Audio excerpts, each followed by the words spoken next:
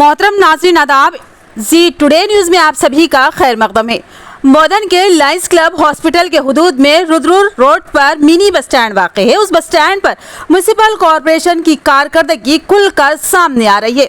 Bus stand पर साफ सफाई के नाक़िस इंतजामात के बाद जगह जगह गंदगी के ढेर लगे हैं और किसी ने उस गंदगी को जलाया भी है, जिसकी वजह से ताफुन के बाद सांस लेना मुहाल होकर रह गया है।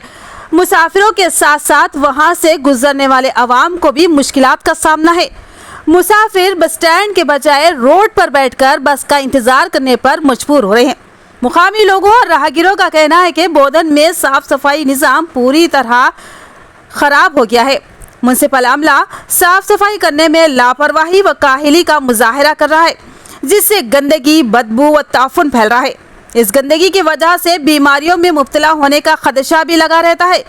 मुकामी लोगों और मुसाफिरों ने अपील की कि अरबाब मजाज और म्युनिसिपल अमला इस जानिब तवज्जो दे और बस स्टैंड में साफ सफाई को यकीनी बनाया जाए।